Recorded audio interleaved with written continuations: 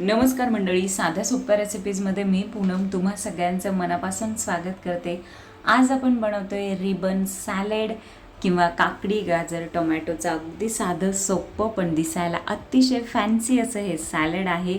आपण जेव्हा थाळी सिस्टीममध्ये जेवायला जातो त्यावेळेस थाळीमध्ये वाढलं जाणारं जे सॅलड आहे तेच हे सॅलड आहे, फक्त कट करण्याची पद्धत वेगळी आहे।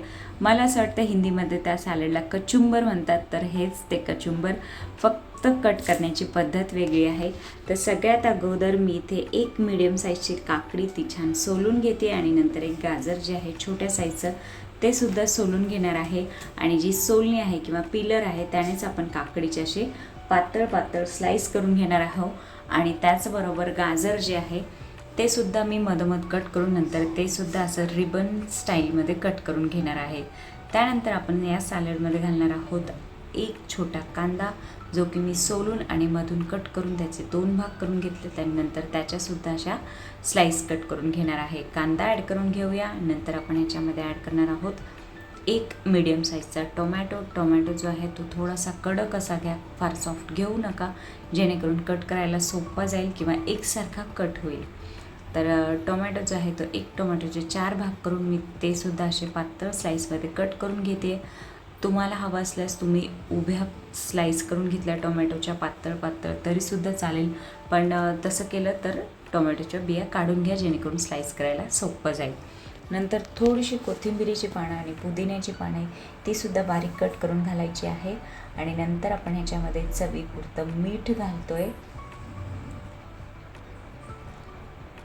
अर्धी हिरवी मिरची जी तिखट नसते ती मी पातळ स्लाईसमध्ये कट करून तीसुद्धा ॲड करते।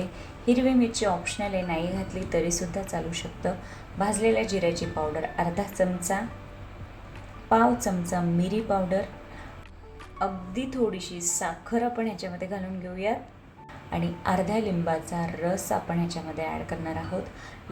लिंबू जे आहे ना ते अगदी फ्रेश घ्या आणि असं कट करून असं सॅलडमध्ये ॲड करा, जेणेकरून सॅलड जे आहे ते मस्त रिफ्रेशिंग बनतं।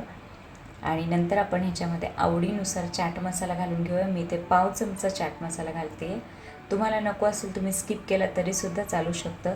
आणि सगळं छान करा, मिक्स आणि आपलं रिबन सॅलड तयार आहे मंडळी। दिसायला जितकं सुंदर आहे हे सॅलड बनवायला तितकंच सोपं असं आहे आणि चवीलाही अप्रतिम असं हे सॅलड आहे मंडळी। तर तुम्हीसुद्धा नक्की बनवून बघा। आणि तुम्हाला जर सॅलड रेसिपीजमध्ये इंटरेस्ट असेल तर माझ्या चॅनलला अशा भरपूर सॅलडच्या रेसिपी आहेत, त्यामुळे तुम्ही माझ्या चॅनलला व्हिजिट करा। रेसिपी आवडल्यास लाईक करा, शेअर करा आणि माझ्या चॅनलला सबस्क्राईब करायला सुद्धा विसरू नका। बेल आयकॉनचं बटन प्रेस करा, जेणेकरून नवनवीन रेसिपीजचे अपडेट येत राहतील मंडळी। Thank you so much, bye.